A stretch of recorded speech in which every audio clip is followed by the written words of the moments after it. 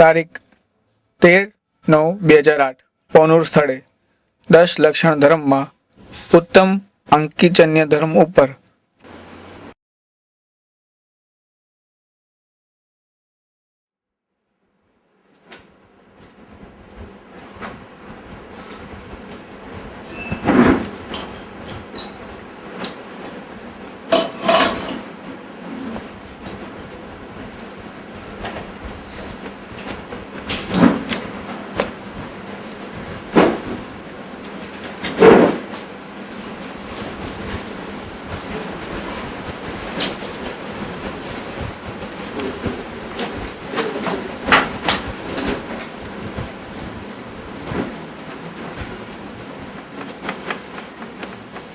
उत्तम आकांक्षी धर्म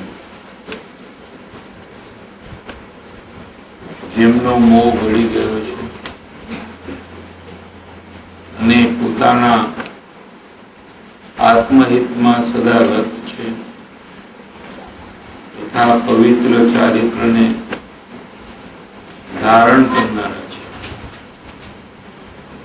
અને ગ્રહાદિ છોડીને મોક્ષના અર્થે જેઓ તપ કરે છે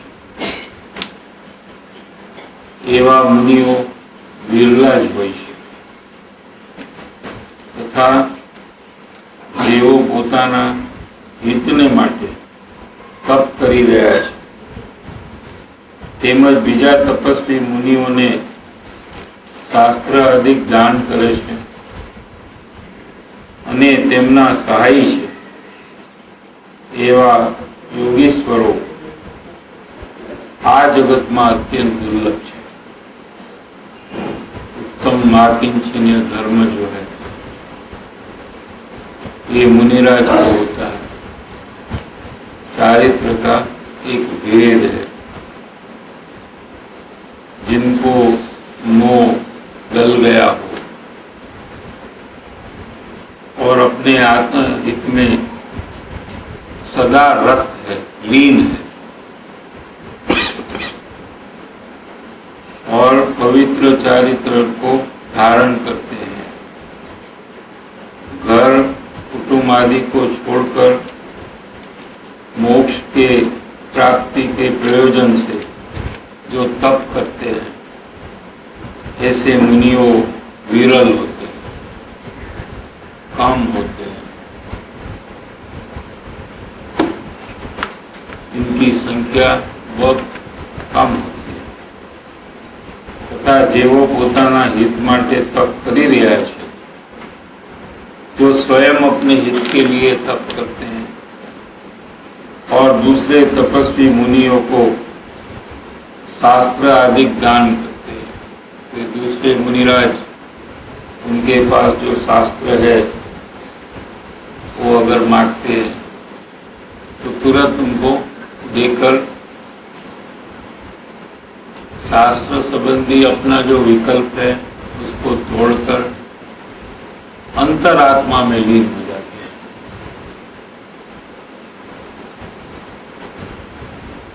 ऐसे मुनियों शास्त्र आदि दान करते हैं दूसरे मुनिराज को અને તેમના સહાય છે मुनिराज के साथी ऐसे योगेश्वरों ये जगत में अत्यंत दुर्लभ है। इसका दर्शन भी दुर्लभ है। गुरुदेव श्री तो मुनिराज के दर्शन के लिए पूरे भारत में 10,000 माइल ऐसा कहते हैं, एक जगह से दूसरी जगह पूरे भारत में घूमे कि कहीं भी मुनिराज के दर्शन, भावलिंगी संत के दर्शन हो जाए, ऐसी भावना से उन्होंने प्रयास किया था। लेकिन मुनिराज अत्यंत दुर्लभ है। पंचम काल के आखिर तक लिखा आगम में, हो भी सकते हैं कहीं कोई सत्य है, इसलिए तो ढूंढा। वो बात का उनको विश्वास था, इसलिए तो मुनिराज भूलने का भाव है। ऐसे नहीं कि अपने स्थान में बैठे रहे और कोई सोनगढ़ में मुनिराज आए तो फिर उनका दर्शन कर ले, ऐसा उन्होंने नहीं किया। गुरुदेव श्री कहते थे कि हमने तो पूरा भारत 10,000 माइल ऐसा शब्द प्रयोग करते कि कहीं भी मुनिराज का दर्शन हो तो उनके चरण में हम बैठ जाए। इतनी मुनिराज की उनको भावना थी। मुनिओने शास्त्रનું અગાધ જ્ઞાન હોય તેનું પણ મમત્વ કે અભિમાન હોતું નથી। मुनिराज को शास्त्र का तलस्पर्शी ऊंडाण से ज्ञान होता है, क्योंकि उनका आत्मलीनता विशेष होने पर ऐसा ही सहज ज्ञान का उगाड़ हो जाता है। शास्त्र पढ़ने से शास्त्र का ज्ञान नहीं होता है, आत्मलीनता से, आत्मा के बहुमान से, जिनवाणी का बहुमान आने पर जिनवाणी का परिणमन होता है। जिनवाणी की भक्ति से जिनवाणी का परिणमन होता है, जिनवाणी पढ़ने से जिनवाणी का परिणमन नहीं। और मुनिराज को शास्त्र का अगाध ज्ञान होता है, लेकिन ये जानकारी पे ममत्व की अभिमान नहीं होता है। हम इतना जानते हैं, ऐसा जो अभिमान अज्ञानी को होता है, कुछ कम भी जानता है तो उतनी जानकारी का भी उसको अभिमान आता है। मुनिराज का ज्ञान अगाध है, फिर भी उनको अभिमान या ममत्व का भाव आता नहीं। दूसरे मुनियों को ज्ञान का उपदेश देने में जरा भी संकोच नहीं करते। मैं मेरा सब रहस्य दूसरे मुनिराज को कहने पर वो मेरे से आगे बढ़ जाएंगे। एवा ईर्षा भाव, ये ईर्षा का भाव है, इसका विकल्प भी मुनि को नहीं होता है। ऐसा अंतर में विचार भी नहीं आता है। ऐसा करते तो नहीं, लेकिन ऐसा विचार भी उनको नहीं आता है। બીજો કોઈ પોતાથી આગળ વધીને પોતાની પહેલા કેવળ જ્ઞાન પામી જતા હોય તો તેમાં અનુમોદના છે। पीछे से कोई आता है, कोई चतुर्थ गुणस्थान वर्ती, फिर मुनि व्रत धारण कर कर छठे सातवें गुणस्थान में ये मुनिराज के उपदेश से प्रवेश करता है, और वो जो मुनिराज के पहले केवल ज्ञान ले ले तो मुनिराज को इसमें बहुमान आता है, अनुमोदना का भाव आता है। ईर्षा का भाव आता नहीं है कि तो मेरे उपदेश से तो आया है, तो मेरे पहले कहाँ से इनको केवल ज्ञान हो सकता है। ऐसे मुनिराज को होता नहीं, बल्कि हर्ष और उनको प्रसन्नता होती है। ये वात्सल्य गुण का परिणमन उनको होता है। बीजा कोई पोताथी आगळ वधीने पोतानी पहेला केवल ज्ञान पामी जता होय तो तेमा अनुमोदना छे। ठीक इसी तरह सम्यक दृष्टि गृहस्थों को पण ज्ञान चारित्रादि गुणों में अपने से जो अधिक होते हैं, ऐसे दूसरे ज्ञानी, इनके प्रति अनुमोदना और बहुमान होता है। एक ज्ञानी को दूसरे ज्ञानी के प्रति बहुमान होता है, क्योंकि उनसे कोई अधिक गुण दिखे तो उनका बहुमान करते हैं। ऐसा नहीं सोचते हैं कि हम तो दोनों चतुर्थ गुण स्थान में है, एक ही लेवल के हैं हम गुणस्थान की अपेक्षा से, ऐसा नहीं सोचते। लेकिन कहीं भी गुणस्थान तो एक ही हो, गुणस्थान एक ही, लेकिन वो आचरण में बढ़ावा हो दूसरा ज्ञान। आत्मलीनता में विशेष, आचरण का तो वहाँ कोई फैक्टर नहीं है इतना, बाह्य आचरण तो है ही नहीं वहाँ। अंतरलीनता जो है वो आचरण है वहाँ। अंतरलीनता से तो एक ही गुणस्थान है। अंतरलीनता में भी तारतम्य भेद है। गुणस्थान भूमिका का उल्लंघन नहीं होता है, लेकिन एक ही एक गुणस्थान में ही, चौथे गुणस्थान में प्रत्येक ज्ञानी का अंतर्मुख का तारतम्यता में भेद है क्या? तो कोई उनसे विशेष आत्मलीनता वाला हो, शांत विशेष, शांति विशेष हो आत्मलीनता के फल स्वरूप, तो उनके प्रति अनुमोदना का भाव आता है। जैसे गुरुदेव श्री को भी कृपाणु देव और सुगानी जी प्रति अनुमोदना का भाव आता था कि ये तो हमारे पहले सिद्ध होने वाले हैं, बल्कि उनके निमित्त से सुगानी जी को आत्मज्ञान हुआ है। अज्ञानी थे सुगानी जी, और गुरुदेव के उपदेश से वो ज्ञानी हुए, लेकिन उनका जो पुरुषार्थ था ये बहुत जोरदार होने पर उनके वचन से गुरुदेव श्री को ऐसा लगा कि हम आज से जो तीसरा भाव है गुरुदेव श्री का, वहाँ वो तीर्थंकर के पुत्र होने वाले हैं और वही भाव में वो मुनिपना अंगीकार करने वाले हैं। तो जब मुनिपना अंगीकार करते हैं तो पहले सिद्ध भगवान को याद करते हैं,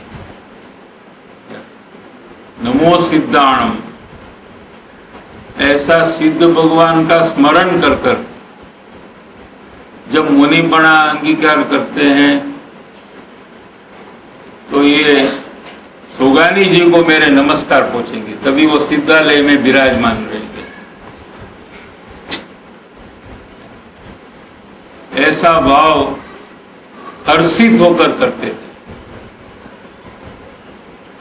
ईर्ष्या का भाव नहीं आता है उनको, ये मेरे से पहले कैसे ये सिद्ध हो सकते हैं, ऐसा भाव ज्ञानी को नहीं आता। इसलिए नहीं आता है कि ज्ञानी को गुण दृष्टि होती है। सम्यक दृष्टि का दूसरा नाम है गुण दृष्टि, दूसरे के गुण के ऊपर नजर होना, इसका नाम गुण दृष्टि है। और मिथ्या दृष्टि का दूसरा नाम क्या है? दोष दृष्टि है। मिथ्या दृष्टि तो दूसरे के दोषी देखता है, उसमें गुण हो तो भी वो देखता नहीं है, उसको गौण कर देता है, दिखाई दे तो भी उसको गौण करता है और उसके दोष को ही मुक्त करता है। गुरुजी, ये अनुमोदना एक ऐसा भी आता है कि करूँ कराऊँ अनुमोदना और ये अनुमोदना में क्या फर्क? अनुमोदना वही है जो माने वो आगे बढ़े, ऐसी अनुमोदना।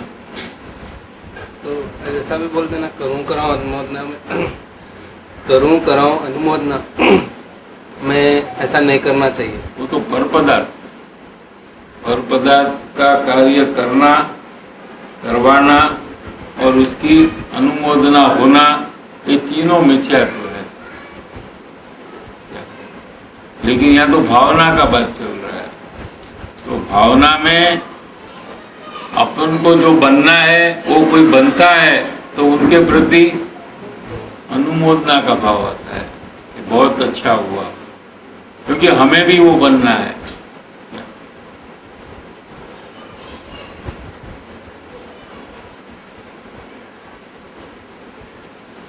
એવી રીતે સમ્યક દ્રષ્ટિ ગ્રહસ્થોને પણ જ્ઞાન ચારિત્ર આદि ગુણોમાં ज्ञान यानी शास्त्र का ज्ञान, जो सम्यक दृष्टि, एक सम्यक दृष्टि से ज्यादा अगर कोई दूसरे सम्यक दृष्टि को हो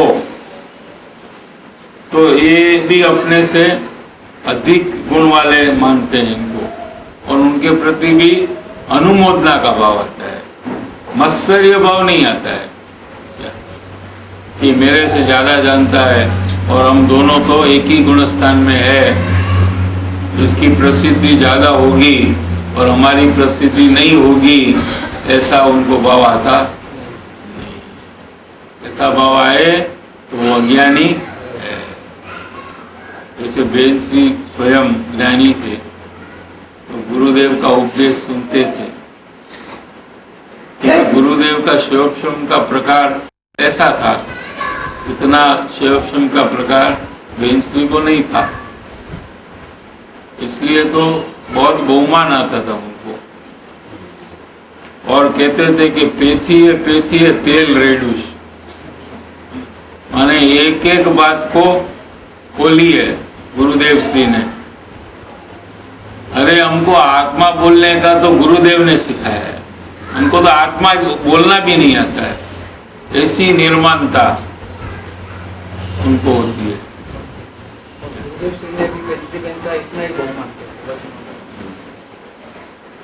लेकिन उनके शास्त्र ज्ञान का बहुमान नहीं किया है बेंसरी का। यहाँ तो शास्त्र ज्ञान की बात भी चल रही है ना। देखिए यहाँ क्या है, देखिए ज्ञान ગ્રહસ્થોને પણ જ્ઞાન ચારિત્રના ગુણો, જ્ઞાન એટલે શિવોપશમ જ્ઞાન એની વાત છે, એમાં શિવોપશમ જ્ઞાનનો કોઈ વિશિષ્ટ પ્રકાર છે ગુરુદેવશ્રીનો। એવું તો 500,000 વર્ષમાં આટલું સ્પષ્ટતા જે તત્વની આવી છે એ નથી આવી, અને गुरुदेव की वाणी भी पंचमारा के अंत तक रहेगी, ऐसा भाव सबको आया है। वहां इतनी बात खोली है जिनवाणी जी, चारे पड़खे थी समाधान के।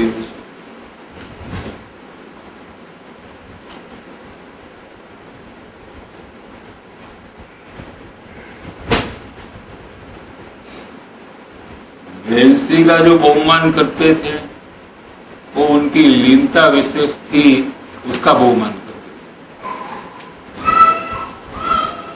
थे। ऐसे कहते थे गुरुदेव श्री कि अगर बेंसरी पुरुष होते तो यहाँ नहीं रहते, मुनि हो जाते। स्वयं पुरुष थे गुरुदेव श्री, लेकिन बेंसरी के बारे में ऐसे कितनी धर्म की आराधना करते हैं, उनके पास कौन आता है ये भी वो देखते नहीं है। हाँ? इतनी उदासीनता है कि कौन वहाँ सामने है वो भी वो देखते। लेकिन गुरुदेव तो सबको पहचानते थे, आ नवी माना छे ना जूनी माना छे, आनी पास 2 करोड़ छे ना आनी पास 5 करोड़ छे। बेंसरी को ये सब नहीं मालूम रहता था। शिवोपशम ज्ञान विशेष था तो सब उसमें रजिस्टर हो जाता है, कोई भी बात आती है तो उसमें रजिस्टर हो जाती है। बेंसरी तो अपनी आराधना में विशेष रहते हैं, इसलिए तो आराधना की देवी उनको कहा है।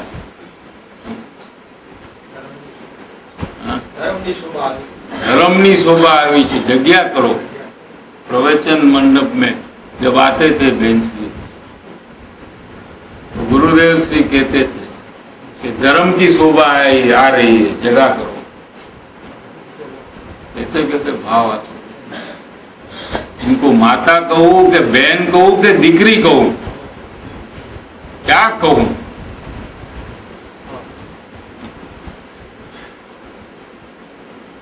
બેનશ્રી માટે ગુરુદેવશ્રીના ઉદ્ગાર છે ને બધા એ પુસ્તકમાં છે, જુઓ તો ખ્યાલ આવે એ જ્ઞાનીને બીજા જ્ઞાની પ્રત્યે કેવો ભાવ હોય છે. સાથે સંગમાં બી રહેવાની ઈચ્છા હોય. હા, હોય જ છે. બેનશ્રીને તો બહુ ઈચ્છા હોય મને ગુરુદેવનો संग જોઈએ. ज्ञानी છે પોતે,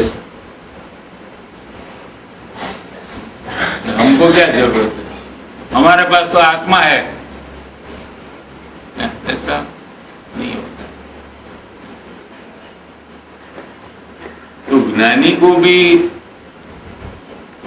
उत्कृष्ट सत्संग का बहुत उनको भी चाहिए, लेकिन पात्र जीव हो या अपने से आगे हो इसका उनको भी उत्साह होता है. जो सौभाग्य भाई के सत्संग की इच्छा करते वो उनके लेवल के कोई थे नहीं ना कृपाणु देव के, जो अवेलेबल थे उसमें जो पात्र थे विशेष, उनका एक गुण जो था जो कृपाणु देव को उसका आकर्षण बहुत था, सौभाग्य भाई का. एक ज्ञानी की जो आज्ञा उपाड़ते थे ना, वो उनका जो गुण था, वो एक ही गुण के कारण से उनको सौभाग्य भाई प्रति इतना बहुमान. और अंत में उनके मरण के बाद के जो पत्र में उन्होंने ये बात लिखी है ना, શું છે પત્ર કયો છે? 482 જે હોય મળી જશે.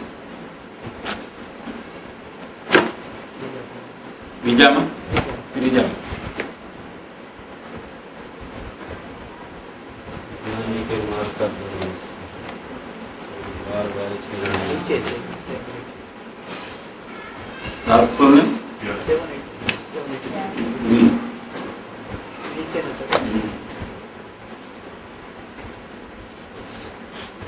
પૂરું લઈ લે.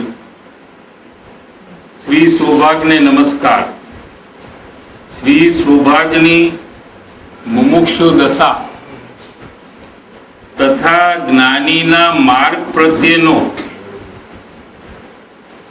તેનો અદ્ભુત નિશ્ચય वारंवार स्मृति में आया करे छे. इसकी स्मृति वारंवार आती है कि इनका निश्चय कितना अद्भुत है, कि ज्ञानी के मार्ग प्रत्ये इनका जो निश्चय है ये कितना अद्भुत है. ये मार्ग में ही चलना, कहीं भी आगे पीछे नहीं जाना, ऐसा जो उनका निश्चय है वारंवार उनको स्मरण में आता है. क्योंकि ऐसा करते थे वो, इसलिए उनको स्मरण में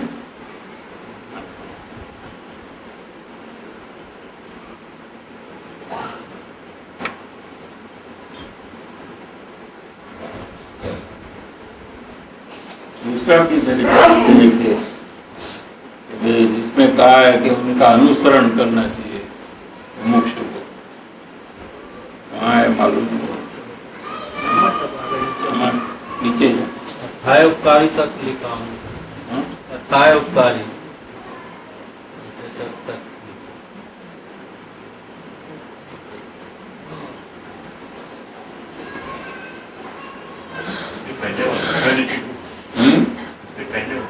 पहले कौन सा पैराग्राफ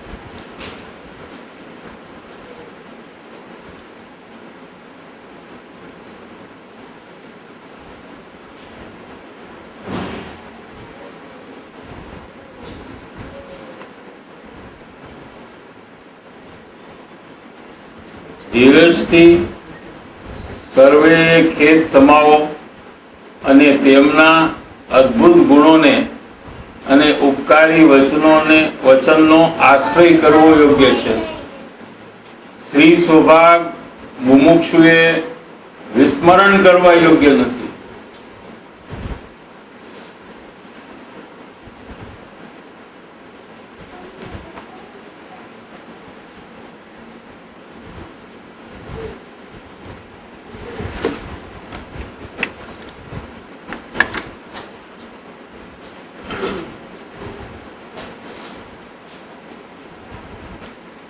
વિકલ્પ વખતે અધિક ગુણવાન પ્રત્યે જો અનુમોદના ન હોય तो तेवा जीव ने गुण की रुचि नहीं.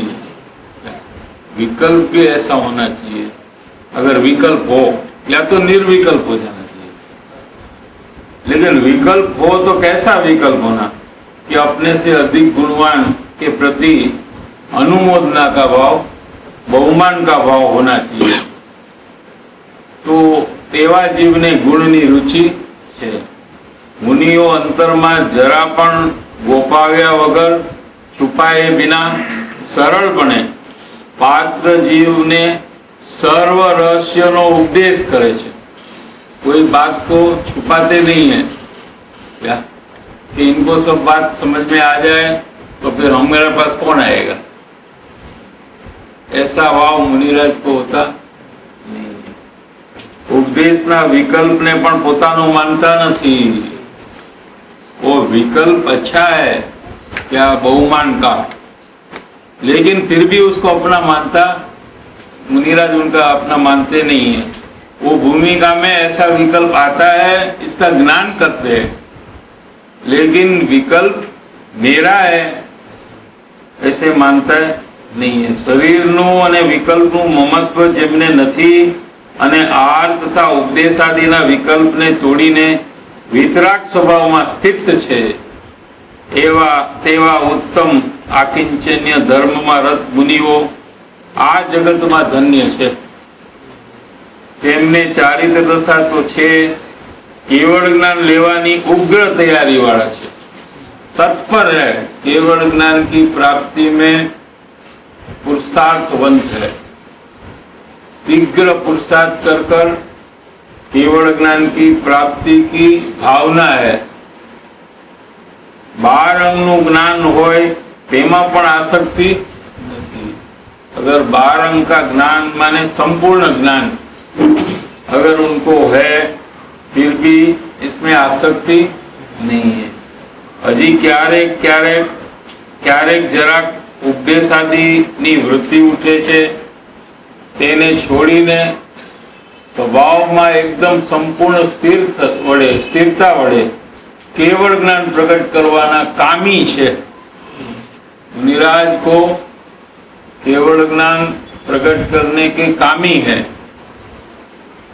भावना वाले हैं. एवा मुनिओ दुर्लभ छे. माने दरेक मुनि ऐसे होते हैं. एवा मुनि माने कोई ऐसे है और कोई कम कामने वाले हैं, ऐसा नहीं. सब मुनि ऐसे ही होते हैं और ये मुनिओ दुर्लभ है. मुनिओ उपदेश आदि देवा में कोई ऊंची बात ने के महिमावंत न्याय ने छुपाता नहीं कि कोई बड़ी बात को छुपाए और अपने लिए रखे कि कभी कभी अपना महिमा बढ़ेगा ये बात को हम बताएंगे, ऐसा करते नहीं है. ज्ञानदान आपवाथी कहीं खूटे तेम नहीं. जितनी जानकारी है वो सब बताते हैं. यही ज्ञानदान है. लेकिन ये ज्ञानदान देने से कुछ अंदर में कम नहीं होता है, बल्कि उल्टा अपने ज्ञान स्वभाव की भावना घुटने पर ज्ञान एकदम खिलता है. उल्टा होता है.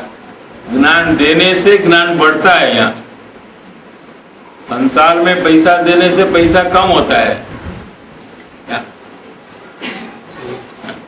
लेकिन यहाँ ज्ञान देने से अंदर में ज्ञान बढ़ता है. यही ज्ञानदान है. લૌકિકમાં પણ જેને પોતાના પુણ્યનો વિશ્વાસ હોય છે તે જીવ દાનમાં, લક્ષ્મી વગેરે ખર્ચવામાં सहजपणे उदार હોય છે। लौकिक बात कहते हैं जो हम लोग को लगती है कि दान कौन देता है ज्यादा, जिनको अपने पुण्य पे विश्वास होता है वो देता है। जिनको विश्वास नहीं होता है और सोचता है कि हम देंगे तो पैसा कम हो जाएगा, ऐसे जीव को लोभ होता है। क्या जिनको विश्वास है कि हमारे नसीब में जो होगा वो हमको मिलेगा, और दान देने के काल में लोभ के परिणाम का त्याग करते हैं।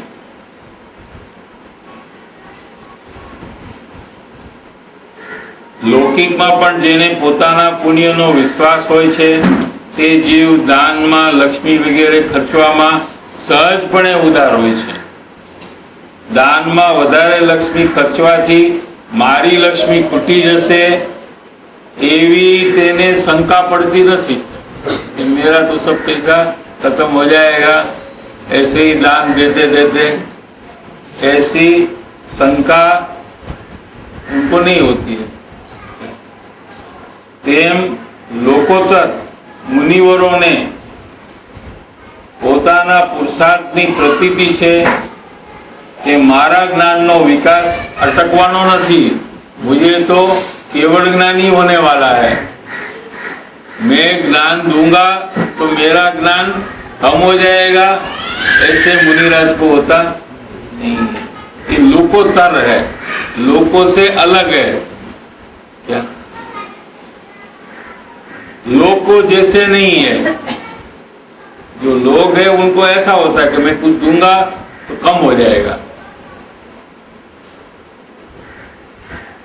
પોતાના પુરુષાર્થની પ્રતીતિ છે, विश्वास છે कि मेरा ज्ञान का विकास अटकने वाला नहीं है। मेरे स्वभाव के आश्रय से मेरे ज्ञान की वृद्धि ही है। वो मुनियों दूसरे को शास्त्र दान देता जरा भी अचकाता नहीं, अंदर में उसको कोई हिचकिचाहट भी अंदर में नहीं होती। बाहर में तो होती नहीं, लेकिन अंदर में भी उनको ऐसा भाव नहीं आता है। પોતાને ઉપદેશની વૃત્તિમાં અટકાવવાની ભાવના નથી, પણ वृत्ति तोड़ीने उनका क्या भाव रहता है कि भले ये शास्त्र मांगता है तो हम शास्त्र के प्रति जो हमारी वृत्ति है, शास्त्र के द्वारा समझने का हमारा जो भाव है, ये भाव तो राग है। क्या इसको भी तोड़कर अपने स्वभाव में एकाग्र होना, क्योंकि शास्त्र का ज्ञान तो आत्मा में से आता है, शास्त्र में से तो आता नहीं है। और शास्त्र में से जो ज्ञान आया वो तो आत्मा का है, वो शास्त्र का नहीं है। થોડીને સ્વભાવમાં જ એકાગ્ર રહીને પૂર્ણ જ્ઞાનની ભાવના છે, આવા મુનિવરોને उत्तम आकिंचन्य धर्म હોય છે। ऐसी भावना वाले जीव को उत्तम आकिंचन्य धर्म होता है। आकिंचन्य माने परिग्रह रहितपना, परिग्रह नहीं होना। ममता तेज परिग्रह है।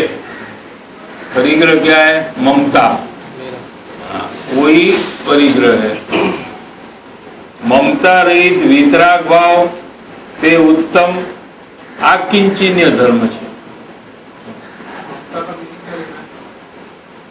ममता का मुनिराज के लिए अस्थिरता रूप जो भाव है वो लेने का है, मिथ्यात्व नहीं लेने का। लेकिन मिथ्यात्व से ममता का भाव चालू होता है और मिथ्यात्व का तो मुनिराज को अभाव है।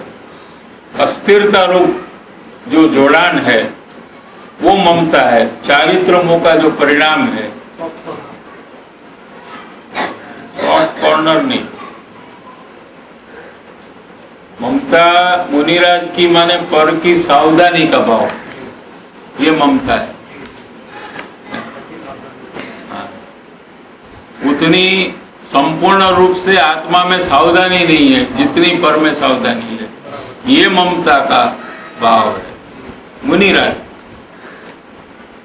लेकिन जो 24 परिग्रह है उसमें मिथ्यात्व है बड़ा परिग्रह, पहला है मिथ्यात्व, ये परिग्रह है।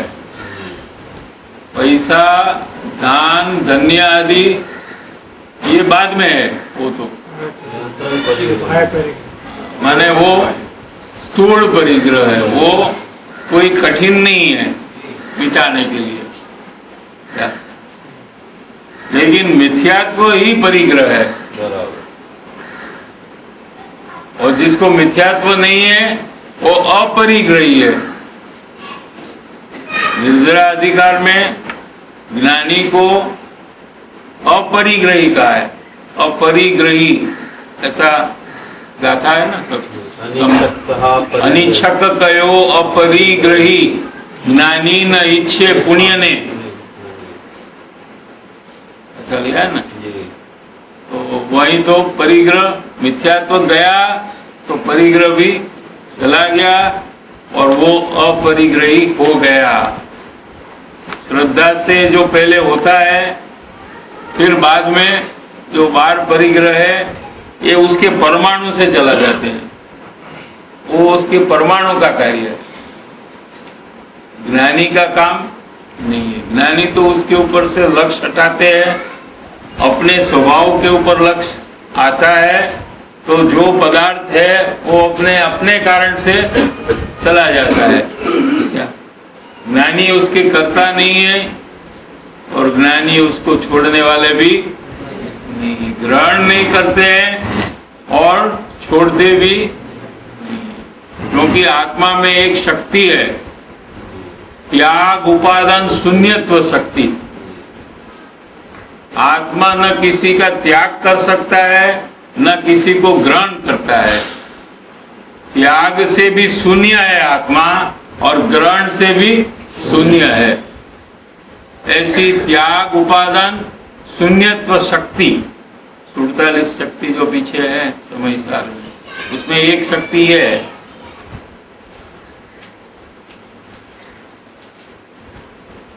ममता तेज परिग्रह છે।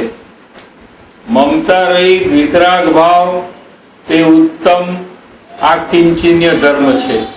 ऐसी जो वृत्ति है ये वृत्ति को मुनिराज छोड़कर अपने स्वरूप में लीन हो जाते हैं, तो जो शुद्धता प्रकट होती है वो परमात्मा से उत्तम आकिंचन्य धर्म है।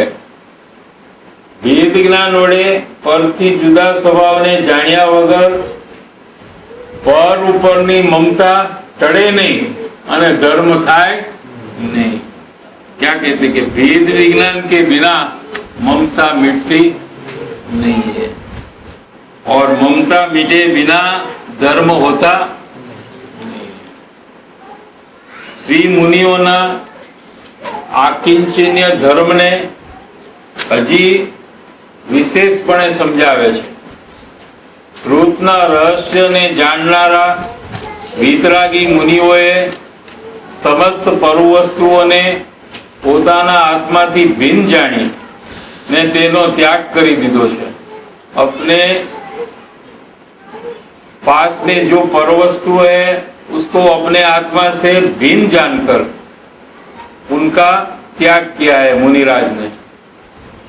तेथी तेमने उत्तम आकिंचन्य धर्म छे। कोई पूछता है कि शरीर और पुस्तकादि निकट है, इनका त्याग क्यों नहीं किया? मुनिराज के पास शास्त्र होते हैं, शरीर भी है, सिद्ध परमात्मा तो मुनिराज हुए नहीं है, तो उनका त्याग क्यों नहीं किया मुनिराज ने? कपड़े का तो त्याग करते हैं, तो फिर जिनवाणी का क्यों त्याग नहीं करते? मंडल पीछे का क्यों त्याग नहीं करते? शरीर का क्यों त्याग नहीं करते? ये तो पर वस्तु है सब। એનો ઉત્તર તે પણ ત્યાગ સમાન જ છે. શરીરાદિમાં મમતાનો અભાવ હોવાથી તે નહીં હોવા સમાન જ છે. मुनिराज भूल जाते हैं कि शरीर है.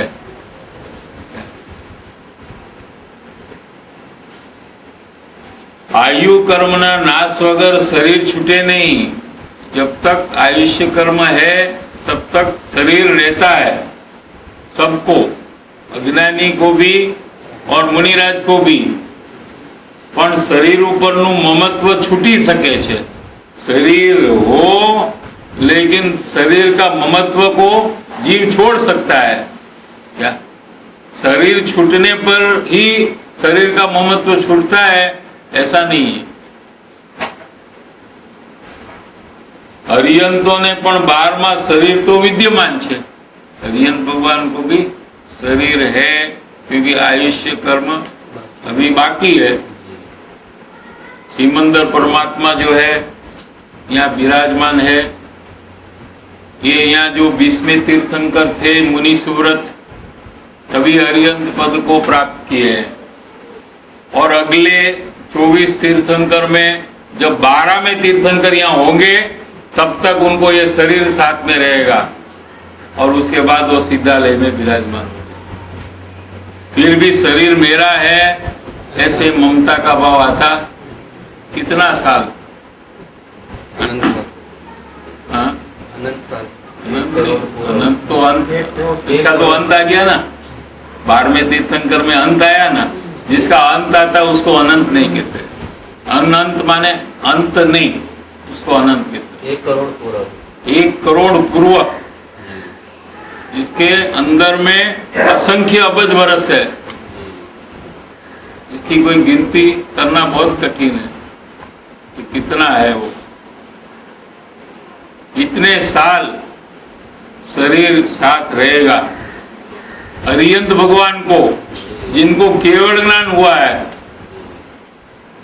क्या समझ में आ रहा है कि नहीं? वो एक ही शरीर. वही शरीर, एक ही शरीर क्या, वो चरम शरीर है, अंतिम शरीर है, ये फाइनल. इनके इसके बाद शरीर उनको आएगा ही नहीं कभी भविष्य में. इसको चरम शरीर कहते हैं, फाइनल. हरिहंत भगवान में उनके आत्मा में अनंत शक्ति है, लेकिन ऐसी कोई शक्ति नहीं है कि आयुष कर्म का अभाव कर कर सिद्धालय में विराजमान हो जाए. समझ में आया कि नहीं? वर्ग में आत्मा की शक्ति लगती नहीं है. सब अनंती शक्ति अपने में लगती है, दूसरे में नहीं लगती है. वो दूसरे का कार्य नहीं कर सकते. जब हरिहंत भगवान नहीं कर सकते हैं तो हम क्या शरीर को बचाने में, ठीक करने में लगे हुए हैं कि कैसे भी कर कर अपना मरण को टाल दे. ऐसे डॉक्टर के पास जाए, ऐसी दवाई ले और बच जाए, ऐसा अज्ञान से परिणाम करते हैं. लेकिन सबका आयुष्य निश्चित है. जो जन्म लेता है उसका मरण निश्चित हो जाता है कि इतने साल तक वो रहेगा. क्या उससे 1 सेकंड पहले भी कोई जा नहीं सकता है और 1 सेकंड बाद भी कोई जा नहीं. इसका मतलब ये होता है कि ये सब खाने से आयुष्य लंबा होता है, ये सब मान्यता अज्ञान है. क्या जितना आयुष्य है उतना ही वो जिएगा. जिएगा माने शरीर के साथ रहना, उसको हम जीना यहाँ कहते हैं. जैसे आत्मा तो कभी मरता ही नहीं है. और परमाणु में कुछ कमी नहीं आती है. शरीर में जो परमाणु है वो भी एक कम नहीं होता है क्या? और आत्मा में भी कुछ होता नहीं है. लेकिन ये दोनों साथ में रहते हैं, उसको हम जन्म कहते हैं. और दोनों क्षेत्र से अलग हो उसको हम मरण कहते हैं. क्या? लेकिन किसका भी मरण नहीं होता है कभी.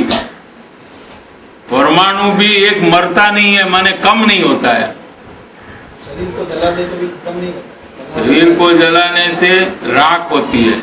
जो परमाणु शरीर रूप है वो परमाणु राख और धुआं रूप हो जाते हैं। क्या? फिर वो राख है वो फिर खेतर में डालते हैं, फिर वहां वो चले जाते हैं, फर्टिलाइजर रूप हो जाते हैं। फिर वहां से फिर पेड़ आता है, फिर गेहूं सब उगता है, कृष्ण को जो फिर वो गेहूं सब खाते हैं। तो वो परमाणु ऐसे ही वहां से घूमते रहते हैं, एक परमाणु भी कम नहीं होता है।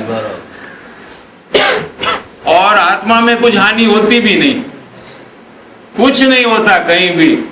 लेकिन लोग मरण के काल में कितना शोक करते हैं और तीव्र कर्म का बंधन करते हैं। जब कुछ हुआ ही नहीं है तो इतना कोलाहल होता है। क्या?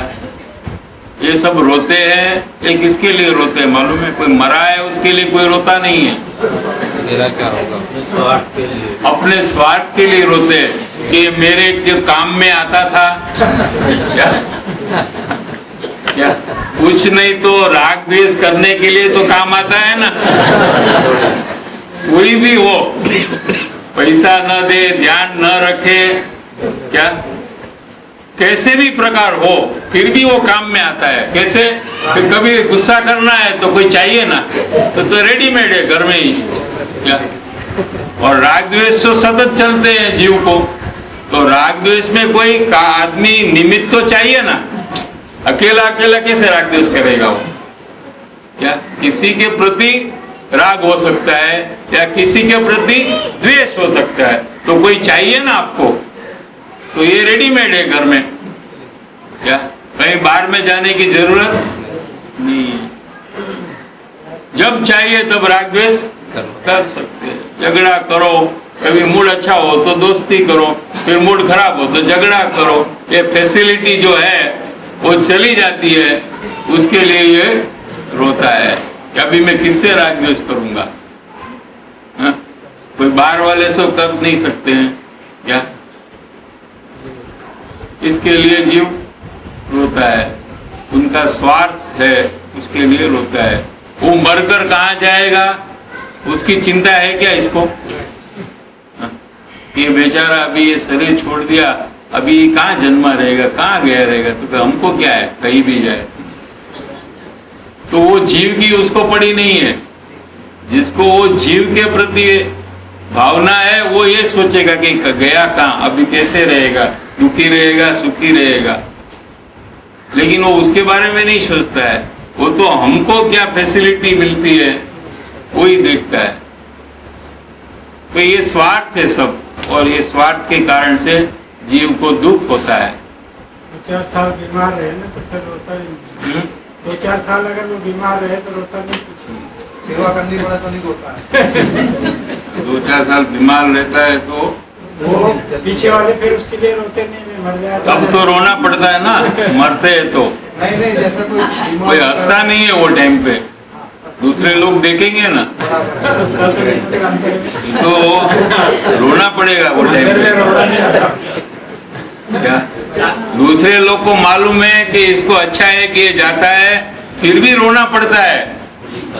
क्या? हम नहीं कह सकते हैं कि हमको अच्छा लगता है, वो समझ जाए तो उसका कुछ हो सकता नहीं। लेकिन हम उनको कोई कारण नहीं दे सकते कि आपको तो मालूम है कि हम राह देकर बैठे हैं इसलिए हम क्यों रोए, ऐसा भी नहीं करते हैं। फिर तो वहां तो जो दिखाना है वही दिखाते हैं। तो बड़ी प्रार्थना सभा भी होते हैं और अच्छे शब्द बोलते हैं उनके लिए। हाँ, तो अपना प्रभाव पड़ता है ना कि हम कितने अच्छे हैं, हम कितने आज्ञाकारी है, हम कितने सेवाभावी है। ये चांस मिलता है ना पूरे लोग को बताने का, ये क्यों मौका गवाए। लेकिन सबको ऐसा नहीं होता है, कुछ लोग तो सच्चा भी करते हैं। ये तो जनरल बात हो रही है, सब ऐसा करते हैं ऐसा कहना चाहते।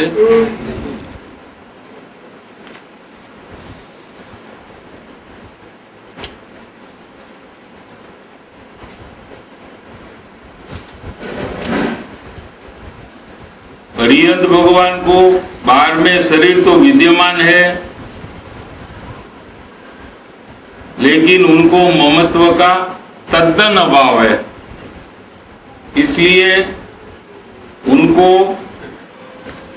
शरीर का परिग्रह नहीं है। मुनियों जो हट से शरीर को छोड़े तो जीनाज्ञा का भंग होता है, हट से छोड़ देते,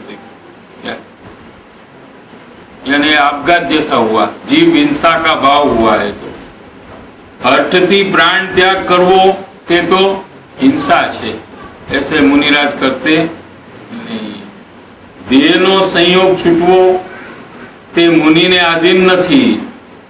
વસ્ત્ર આદિનો રાગ છૂટી જતા બહારમાં વસ્ત્ર આદિ પણ છૂટી જાય છે, એવો નિમિત્ત નૈમિત્તિક સંબંધ છે। પણ વસ્ત્રની જેમ શરીર ઉપરનું મમત્વ છૂટી જતા શરીર પણ છૂટી જાય એવો नियम, ऐसा नियम तो नहीं है। वस्त्र कपड़े के ऊपर ममत्व हो यानी शरीर का ममत्व है, वो जब छूट जाए तो कपड़ा छूटता है, ऐसा निमित्त नैमित्तिक संबंध है। कपड़ा अपने कारण से छूटता है और जीव अपने कारण से शरीर का ममत्व छोड़ता है, तो इसको निमित्त नैमित्तिक संबंध हो सकता है, लेकिन शरीर के प्रति ममत्व छूटने से शरीर का त्याग होना चाहिए, ऐसा कोई जरूरी नहीं है।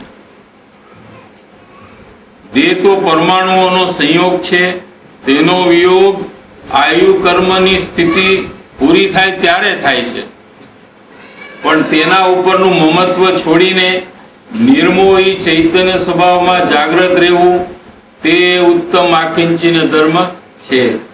मुनिओने शरीर वाणी पुस्तक वगैरह विद्यमान होय छे, तो पण ते प्रत्ये जरा पण ममत्व राखता नथी, तेथी तेमने उत्तम आकिंचन्य धर्म छे।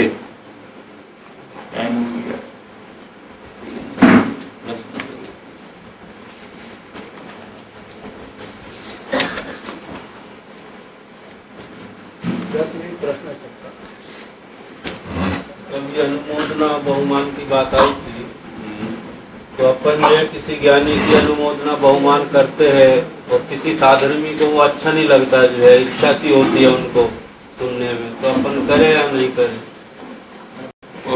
बहुमान और अनुमोदना वाणी के द्वारा भी व्यक्त होता है और मन में भी होता है, तो मन में करने से तो आपको कोई रोक नहीं सकता, किसी का चलता नहीं है ना कि आपके मन में कुछ शायद वाणी आप में हो तो किसी को ठीक नहीं लगता हो, वाणी में तो जिनके प्रति आपको बहुमान है उनके प्रति कोई विरोध करेगा, उसके कारण आप होंगे, ये भी उचित नहीं है। ये भी संपूर्ण बहुमान का भाव नहीं।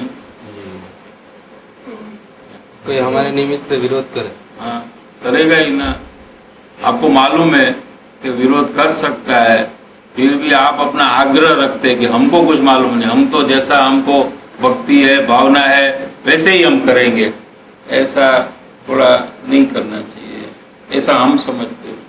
बाकी आप लोग को जैसा हाँ वो भी है, ये बात यहाँ लागू हो जाएगी, अपन फिर मन में ही रख करे, वो मन में कर सकते ना, क्या व्यक्त करने से ही भाव है बहुमान का, ऐसा कैसे है? व्यक्त करने का आग्रह क्यों? जिसको ईर्ष्या होती है समझो उसको धर्म दृष्टि नहीं है, गुण दृष्टि नहीं है। हाँ? जिसको ईर्ष्या होती है उसको तो पहले से नहीं है, हाँ जी, और आप उसके दृढ़ीकरण में कारण क्यों होते हैं? उसकी पुष्टि में आप क्यों कारण होते हैं उसके? समझ में नहीं आया।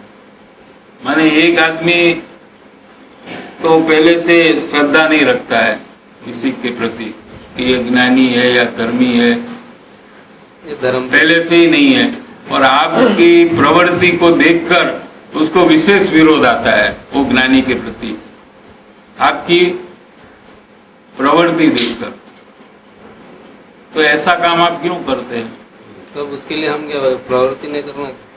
प्रवृत्ति तो क्या अंदर में भी होती है ना, अंदर का कुछ है ही नहीं क्या, सब बाहर का ही है। अब भक्ति इतनी आती है तो अब करने की भी इच्छा होती है, तो भक्ति आती है तो उनके जैसे बन जाओ ना, वही भक्ति है, और कोई भक्ति नहीं है, वो सब दिखावा है बाहर का। એટલે ઉપાડોદેવ સાહેબ ગુપ્ત રહેતા હતા બધા. પાડોદેવ તો ભલે ગુપ્ત રહ્યા પણ એને બીજાની વાત થાય છે ને, બીજા લોકો એમની સાથે કેવો વ્યવહાર કરતા હતા એની વાત ચાલે છે અત્યારે. આપણે ભાવુક થઈ જઈએ છીએ કે આપણે પ્રદર્શિત કરીએ છીએ હા. એનો આપણને ઘણી વખત ખ્યાલ આવતો નથી. નથી આવતું. ખરેખર તો પ્રદર્શન જ છે બધું. કાંઈ હતું જે સાચું હોય ને તો એ અંતર્મુખ થાય વિશેષ. આ એનું લક્ષણ સમજી લેવાનું. साचा बहुमान हो तो अंदर में जाएगा सीधा, क्योंकि उन्होंने जो किया है उसका बहुमान है कि उनका बहुमान है? किसका बहुमान है? उन्होंने जो किया तो वो करने का भाव क्यों नहीं आ रहा है?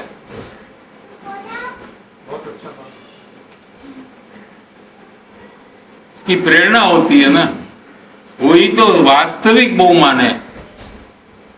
धार्मिक प्रभावना करने का भाव है, प्रभावना करने का भाव है। आना चाहिए, आए तो उसमें कोई नहीं है, लेकिन वो व्यक्त और अव्यक्त की बात चल रही है, दिखावा करने की बात चल रही है। हवाई होता है तो दिखावा नहीं करना चाहिए, वही तो कह रहे हैं। प्रभावना तो दिखावे से होगी। बराबर है, लेकिन प्रभावना करना माने उनकी प्रसिद्धि हो ऐसी भावना है ना प्रभावना में, लेकिन उनके विरोध करने वाले आज 1000 है तो 5000 कैसे हो, उसके लिए मैं प्रभावना करता हूँ। उस समय ये पुस्तक निकलेगा तो और नए 5000 विरोधी जन्म लेंगे, इसके लिए मुझे ज्यादा से ज्यादा पुस्तक की प्रभावना करनी है, ऐसा हेतु नहीं होना चाहिए ना। लेकिन ऐसा हेतु नहीं रहता, अगर उसमें से कोई नहीं माने ऐसी जीव में थोड़ी गंभीरता होनी चाहिए, दीर्घ दृष्टि होनी चाहिए, लंबा देखने वाला होना चाहिए, शॉर्ट नजर वाला नहीं होना चाहिए। जिसको मोक्ष जाना है उसको तो दीर्घ दृष्टि है ना। संसार में रहते हुए, अज्ञान दशा में रहते हुए वो मोक्ष जाने का इतना बड़ा टारगेट बनाता है, तो उसकी दृष्टि कितनी लंबी है। और वही दृष्टि यहाँ उसको आती है कि अपने को तो अपना काम करना है, वही मुख्य होता है। लेकिन विवादास्पद बात में आना और चर्चा का कारण स्वयं होना, वो कभी वो नहीं चाहता है। वो गुप्त रहकर अपना काम करना चाहता है, उसका ही काम होता है। जो डंडेरा पीटता है कि मैं अभी नया आया हूं मुमुक्षु, आप लोग सब देखो और मेरी भक्ति को देखो, मेरा दान कितना है वो सब देखो, उसका तो कभी आत्मकल्याण होता ही नहीं है। जो किसी को मालूम ही नहीं होता है, ऐसा लोग काम कर कर निकल जाते हैं। अब प्रश्न पूछते हैं तो उसमें कैसा देखना कि इसमें दिखावा है, दिखावे के लिए प्रश्न पूछने के बाद तो किसी को भी आप पूछ सकते हैं ना। प्रश्न पूछने में क्या ज्ञानी है? पुरुष को पूछ रहा हूँ। किसी को भी पूछो ना आप, उसमें क्या है? प्रश्न पूछने में कुछ नहीं है, प्रश्न पूछने से कोई फर्क नहीं पड़ता ये सब बात।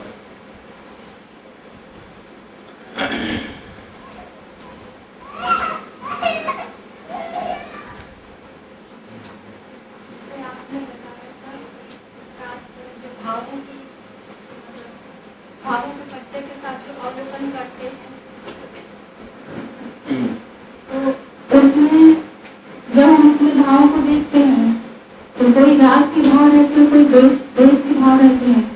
उसी समय अंदर में तड़पन होती है और बराबर वो तड़पन बढ़ के आती है। मुझे पिछले पहले बातें याद आती हैं तो मैंने उस समय ऐसा राग किया था, वो भी ख्याल में आता है। उसके बाद मतलब अच्छा लगता है, शरीर बैठे हैं तो वो राग दिखता है, उससे ऐसा लगता है निरंतर हमारा जन्म मरण हो रहा है। भगवान इससे कैसे बचूं?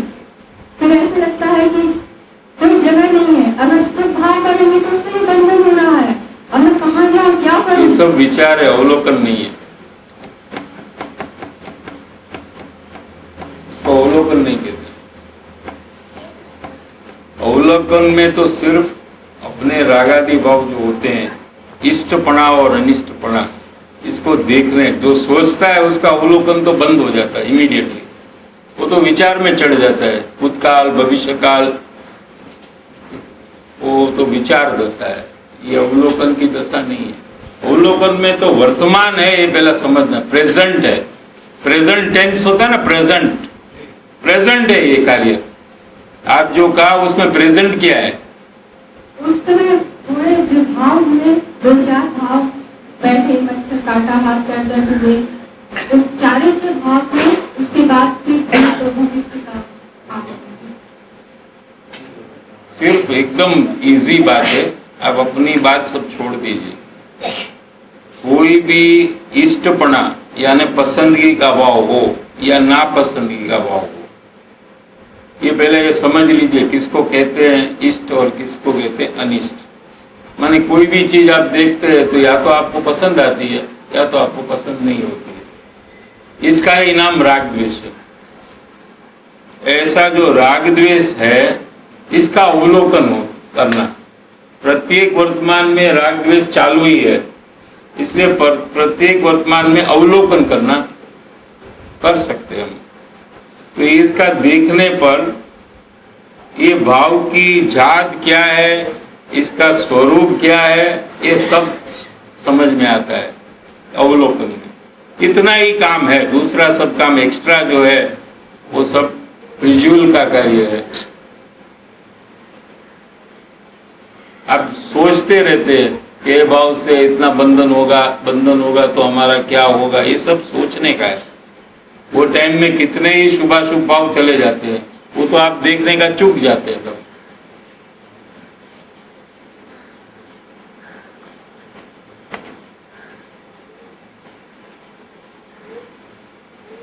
ऐसा हम लोग कब समझना चाहिए कि हम ज्ञानी की पहचान हो गई?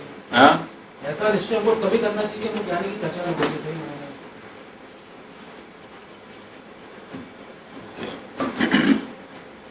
254 पत्र के आधार से बात करेंगे कि जीव को जब ज्ञानी की पहचान होती है तो वो पहचान उनके अंतरंग परिणाम से होती है। उनकी भाषा के पीछे जो अंदर में परिणमन होता है शुद्धता का, इसकी पहचान होती है।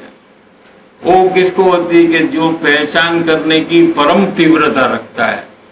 ऐसे परिणमन को पहचान करने की जो परम तीव्रता जिसको है, परम तीव्रता माने इसके अलावा कुछ नहीं करना है, उसका नाम ज्ञानी के समागम में और कुछ नहीं करना है, लेकिन ये एक ही काम करना है, इसका नाम परम तीव्रता है।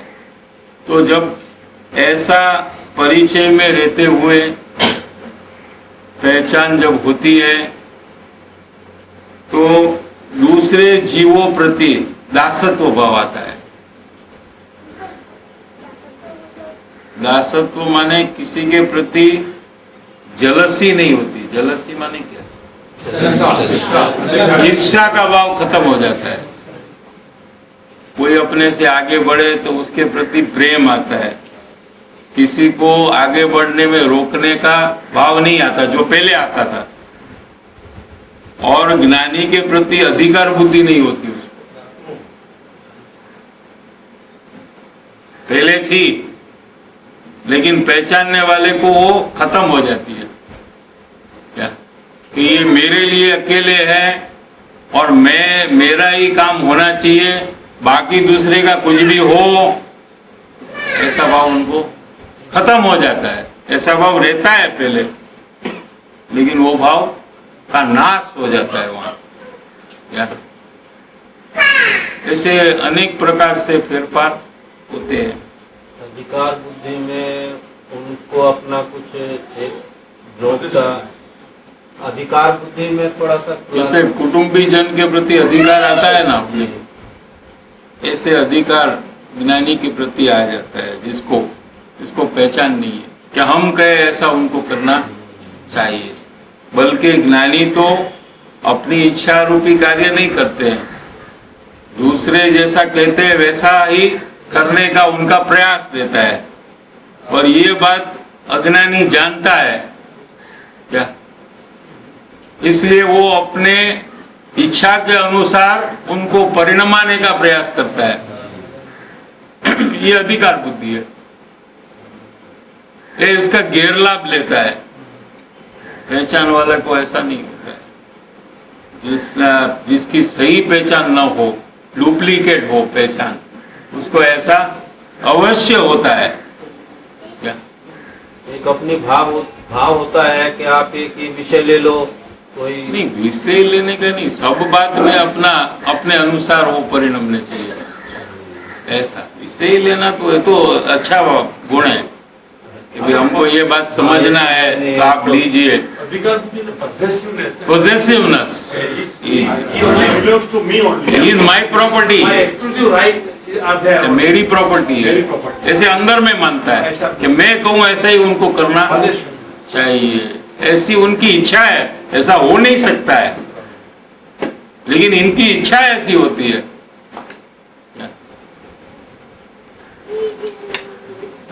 और उनका जो उपदेश है वो उपदेश अनुसार वो प्रयास नहीं करता है, लेकिन सिर्फ उपदेश सुनकर छोड़ देता है। उसका अमलीकरण जो है, इम्प्लीमेंटेशन जो है, वो नहीं करता है। और नहीं करते हुए वो ऐसा व्यक्त करता है कि हमारे से होता नहीं है, हम तो करना चाहते हैं लेकिन हमारे से होता नहीं है, ऐसा बचाव करता है वो। क्या? जिसको पहचान है वो मरने के लिए तैयार होता है, लेकिन वो बात का अमलीकरण करता है, उतना जोर लगाता है वो। क्या? यहाँ वहां नहीं देखता है, वो अपना काम में ही लगा रहता है। जैसे घोड़ा होता है, क्या गुरुदेव उदाहरण देते थे ना, वो यहाँ वहां नहीं देखता, वो अपने काम में ही रहता है एकदम। कौन करता है वो भी वो नहीं देखता है, दूसरा कौन क्या करता है, क्या वो भी वो नहीं देखता है, वो तो अपने काम में लग जाता है। ऐसी आज्ञा में आता है पहचान वाला। क्या ऐसे और भी दूसरे फैक्टर सब है।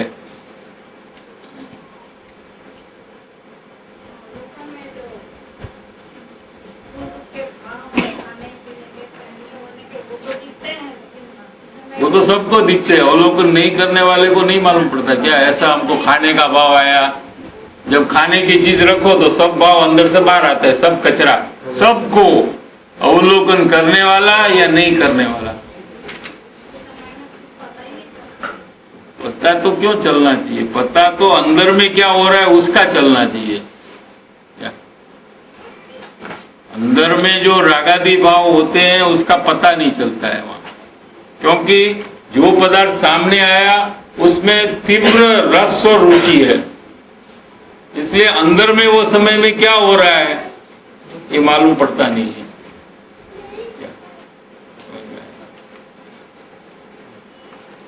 ज्ञानी की पहचान होने के बाद भाव भाषण करने के लिए किस प्रकार का पुरुषार्थ? ये बोला वही सब, वही है सर। ये सब करने से वो काम करता है। उन्हें आज्ञा उठाना, अमलीकरण करना, हाँ। अवलोकन, प्रयोग। हाँ, वो अपने आप होता है। आज्ञा में जो आता है उसको तो मोक्ष हो जाता है भाई, दूसरा क्या बात है। उसको तो मोक्ष की प्राप्ति होती है। तो भाव भाषण क्या है, सम्यक दर्शन क्या है, कुछ नहीं है।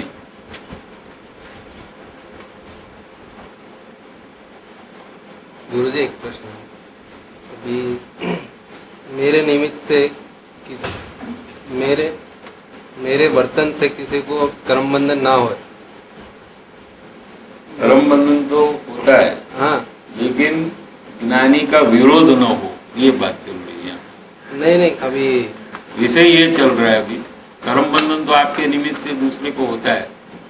तो फिर और एक ऐसी बात आती है ना कि उसके वजह से मुझे कर्म बंधन नहीं होता, मेरी इच्छा की वजह से कर्म हाँ, बंधन लेकिन उसके ऊपर लक्ष्य है ना, इच्छा अपनी स्वतंत्रता से जीव को कर्म बंधन होता है, लेकिन जब कर्म बंधन होता है तभी उसका लक्ष्य पर ऊपर ही रहता है, आत्मा ऊपर नहीं रहता है। तो फिर थोड़ा शास्त्र स्वाध्याय करना चाहिए तो सिद्धांत ज्ञान होगा क्या? ऐसे नहीं मालूम पड़ेगा ये सब।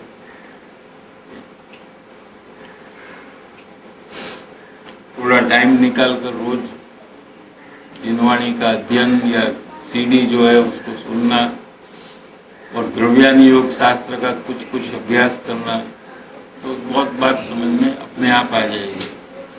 ये भी एक प्रयोग के लिए पहला स्टेप समझो, स्वाद जो आप बता रहे हैं अभी, स्वाध्याय है, सिद्धांत ज्ञान है थोड़ा बहुत, ये भी एक कार्यकारी है, मतलब कार्यकारी है, लेकिन विशेष कार्यकारी अपना दोष का अपक्षपात पड़ा है, वो विशेष कार्यकारी।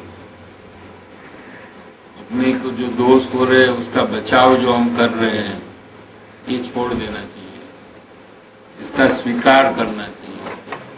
क्या ऐसा जो प्रयास है ये सीधा आत्मज्ञान का डायरेक्ट कनेक्शन वाला है, वो इनडायरेक्ट है शास्त्र अभ्यास। अभी शास्त्रों का परिणमन है। हाँ, शास्त्र में भी यही बात है, जैसा कहा है वैसा वो कर रहा है तो उसने सर्वशास्त्र का ज्ञान उसमें। पूजन में आई थी ये बात, पूजन में ये बात आई थी, ज्ञानाभ्यास नहीं ना, ज्ञान अभ्यास करे महिमाही ताके मोह महातम नाही। इस यही ज्ञानाभ्यास है, अवलोकन माने ज्ञानाभ्यास, इसमें ज्ञान की मुख्यता है।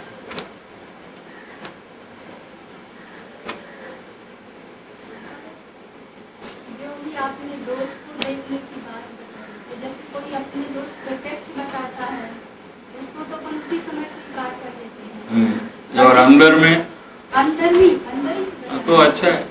एक और फिर जैसे जो हमसे गलती पहले हो गई है हाँ, और उसको थोड़ी देर बाद हमको खुद ही में ख्याल आई, खुद में ख्याल, जैसे पहले हमने 1 घंटे पहले मेरे से कोई गलती हो गई, उसके बाद 1 घंटे बाद मेरे को वो ख्याल में आई और मैंने उसी मतलब मेरी आत्मा ने अंदर से उसको स्वीकार कर लिया कि मेरी गलती है, तो दोस्त को उसी समय स्वीकार करना हुआ कि गैर हुआ? 1 घंटे के बाद हुआ। तो उस समय जब गलती हो तुरंत स्वीकार कर। उतनी जागृति अपने में आनी चाहिए, वो जागृति की कमी बताती है। जैसे ट्यूबलाइट होती है ना, स्विच ऑन करने से तुरंत लाइट नहीं आती है, कुछ देर के बाद आती है ना, ऐसा ही है। तुरंत आना चाहिए, जागृति विशेष बढ़नी चाहिए कि जब दोष होता है तभी उसका जब पक्ष होता है ये नहीं होने देना, इतनी अपने आत्मा में जागृति बढ़ानी चाहिए। मुमुक्षु को जागृति विशेष होती है, जितनी जागृति है उतनी मुमुक्षुता है। कोई कोई तो 1 वीक के बाद मालूम पड़ता है, किसी किसी को 4 दिन के बाद मालूम पड़ता है, किसी को 1 घंटे के बाद मालूम पड़ता है, लेकिन जिनको जब होता है तब मालूम पड़ता है वो मुमुक्षु है। बस तो अभी 1 ही घंटा बाकी है बीच में, वो दूरी निकल जाए तो मुमुक्षुता आ जाएगी। ऑनलाइन होता है उसको, मुमुक्षु को दोष का पक्ष ऑनलाइन तो सभी आजकल मालूम है ना, शेयर का आ गया तो ऑनलाइन तो सबको मालूम होता है। ऐसा यह ऑनलाइन है, कभी भी कोई बता दे, अभी ऐसे ही रास्ते में चलते हैं कोई अजान आदमी आपका दोस्त बताए, तुरंत मुमुक्षु स्वीकार कर लेता अंदर में, ऑनलाइन है वो तो क्या। लेकिन हम लोग सब तो इसका सेशन रखते हैं, पहले से अनाउंस कर देते कि आज अभी दोस्त देखने का है, सब तैयार होकर आओ। फिर भी कोई लोग तैयार नहीं होते, दोस्त बताने से सीधा उससे आर्ग्यूमेंट में उतर जाते कि आपने ऐसा कब देखा, ऐसा तो हमने किया नहीं था, आपको हमारे बारे में ऐसी गलतफहमियां है। इतना एडवांस नोटिस में भी अगर जीव तैयार नहीं है तो ऑनलाइन वो कहां से एक्सेप्ट करेगा, वो कभी नहीं करेगा। उतनी जागृति अंदर में बढ़नी चाहिए कि कहीं भी कभी भी कोई भी कहां भी बता दे तो हम तो तैयार है स्वीकारने के लिए। और उसके साथ संबंध नहीं बिगड़ना चाहिए, ये दूसरा है फैक्टर। कभी कभी तो पराने शिकारी लगी, क्या करे अभी, हमको शिकारने का है तो, लेकिन अपना चले तो इसको हम छोड़ेंगे नहीं। क्या इतने दोष है, इतने, और मेरे दोस्त बताता है ये। ऐसा भाव नहीं आना चाहिए, क्योंकि हमको दोष रहित होना है, उसको नहीं होना है। तो उसको क्यों ऐसा भाव आए, उसको तो नहीं आना चाहिए ऐसा भाव, ऐसा रहना चाहिए अपने में। लेकिन हमको आता है क्योंकि हमको दोष रहित होना है। तो वो हमारा बताता है तो हम क्यों उसका नहीं बता सकते, ऐसा किसी को प्रश्न होता है। तो थोड़ा बैलेंस हो जाए, वो दो बताए तो हम एटलीस्ट एक तो बताए उसको, तो ये ठीक रहेगा कि नहीं तुम एक भी मत बताओ क्या, क्योंकि उसने तुमको पूछा है क्या बताने के लिए, तो क्यों बताते ના પણ મારે એનું હિત કરવું છે, શું એને ભલે ન ખબર પડે એનું હિત કેમ થાય, તો એ બિચારાને ન ખબર। મને એમ લાગે કે બીજું લોસ થાય છે, તો મને એમ થાય કે ના હું બતાવું એને કેવી રીતે પણ મનાવીને પણ બતાવું, પણ આગળવાળો માણસ રેડી જ નથી તો નો જ હોય ને, રેડી કેવી રીતે મનાવો, સમજાવો, ગમે તે રીતે કયો, તમારે એના વખાણ કરો તો એ રેડી છે, એ સિવાય કોઈ રેડી જ નથી। એના માટે બધા ઓનલાઈન રેડી છે, ગમે ત્યારે તમે રાત્રે 2 વાગે ઉઠાડીને કહો કે તું તો બહુ ડાયો છો, કે વાંધો નહીં ભલે મારી ઊંઘ બગાડી દે।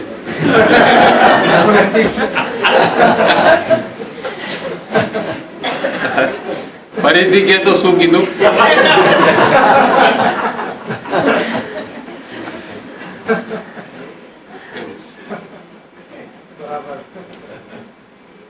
गुरुदेव कहता था जो बच्चा का जन्म होता है उसको माँ जब सुलाती है तो एना वखाण करे लोरी में।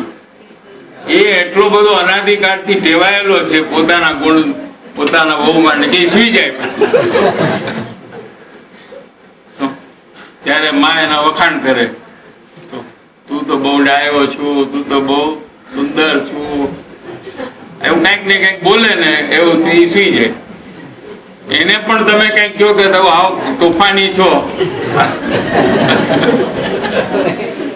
6 महीना का, कि तू तो बहुत परेशान करता है मेरे को, तो नहीं सोएगा। राजा बेटा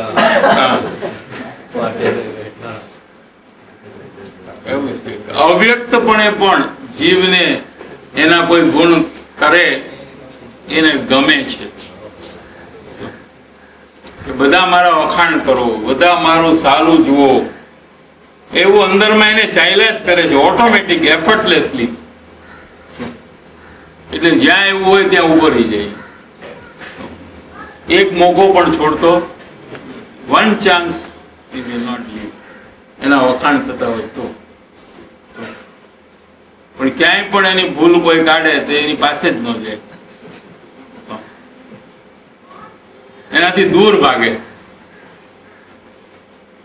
એવું નેચરલ પરિણામ ગમે તેને જીવ છે ને એ ધીરેજનો પણ જીવ, બધા જીવોને આવું હોય છે।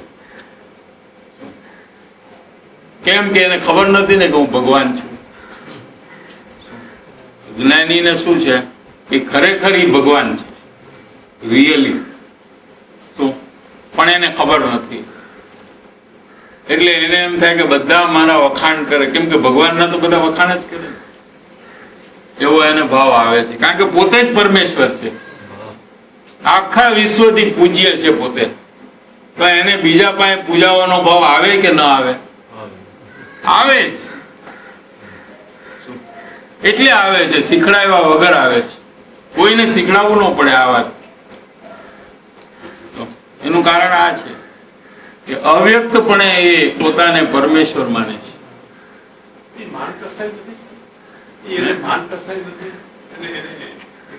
એટલે પોતે પરમેશ્વર છે ભાન થાય તો એ માન કસાય નથી, પણ પોતે શરીર છે, કુટુંબ છે, પરિવારવાળો છે એવું માને એટલે એને માન કશાયમાં ગણવામાં આવે છે.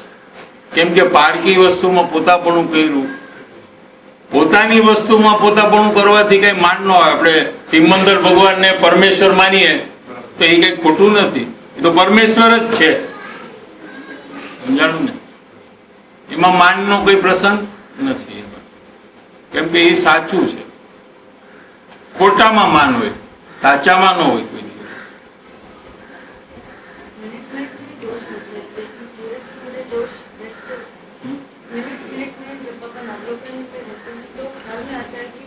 बहुत सारे दोष के परिणाम चल रहे हैं. दोष क्योंकि हमको सबको व्यवस्थित करना तो मुश्किल हो जाता है. नहीं, ये तो दूसरा कोई बता रहा है उसकी बात है. आपको पक्ष नहीं करने का ऐसा बोला ना, माने ये तो होंगे, ये तो हमारी भूमिका में ऐसे ही दोष सबको हो रहे. पक्ष अगर होता है भावों से तो उसका सिम्टम तुरंत वही भाव का अमलीकरण होता है. पक्ष होना नहीं चाहिए पहला, वो होता है तो बात ही नहीं है, पहला होना ही नहीं चाहिए. लेकिन ऐसा एक है कि नहीं, निष्पक्षपणे जो देखना हो रहा है और तुरंत अगर एक भाव आता है और उसकी किसी तरह का कार्य होता है तो क्या समझना चाहिए?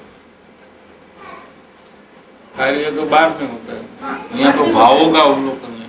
हाँ, और भाव को पहले अपन ने उसको देखा है कि और मतलब मैं देख रही हूँ कर मतलब उस फीलिंग से देखना हुआ है और तुरंत उससे क्षण उसी कार्य रूप बाहर भी आया है, तो तब क्या समझना चाहिए कि मेरा अवलोकन निष्पक्षपणे हो रहा है या उसका पक्ष में ले रही है? जिसको पक्ष हो रहा है ना, उसको भी अपना दोष दिखाई देता है अंदर में. नहीं दिखाई देगा तो पक्ष कैसे करेगा? अगर जो अवलोकन नहीं करता है उसको भी अपना दोष दिखाई देता है. अगर नहीं दिखाई देगा तो वो पक्ष कैसे करेगा? उसका देखकर पक्ष करता है या देखे बिना करता है? बचाव तो देखकर करेगा ना, तो उसको भी दिखाई देता है. और दूसरा अवलोकन करे उसको भी दिखाई दे और वो भी पक्ष करे, तो इन दोनों में अंतर क्या है?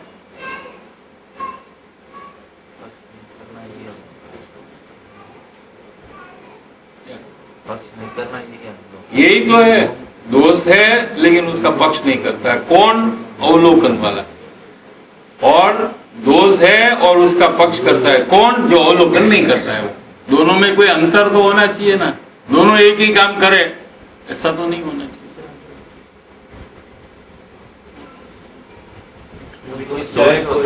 वो दोष चाहे कोई भी हो, चाहे चाइल्ड संबंधी हो, अपनी भूमिका से अलग हो, कोई भी संपूर्ण निर्दोष होने का जिसको भाव है उसको कोई भी दोष का पक्ष नहीं होना चाहिए. कोई खाने पीने का है, अशुद्धता का है, कोई कहे उसमें छोटा बड़ा ये सब नहीं होना चाहिए. उसमें भी वापिस लोग छोटा कहते हैं, ये छोटा हो गया है, वो बड़ा वाला तो हमको बराबर ख्याल में आया है. ऐसा छोटा बड़ा उसमें करना यही दोष का पक्ष है. दोष में डिवीजन करना कि ये छोटा है, ये अपनी मर्जी से करता है, दूसरा कोई उसको बोलता नहीं है. उसने नक्की किया है कि ये दोष छोटा है और ये दोष बड़ा है. ये दोष बड़ा छोटा करने का नाम ही दोष का पक्ष है. दोष है, उसमें ना कोई बड़ा है ना कोई छोटा है, जितना है उतना है. सबको एक जैसा देखना ही, एक जैसा ही है तो एक जैसा ही देखना पड़ेगा.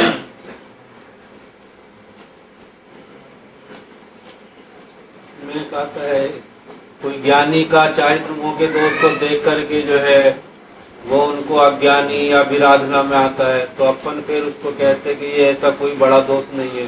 अपन उसमें कहते हैं उसके बारे में ये तो उनकी भूमिका योग्य का दोष है जो है, और उसको समझाने के लिए जिसको विराधना में ना आवे.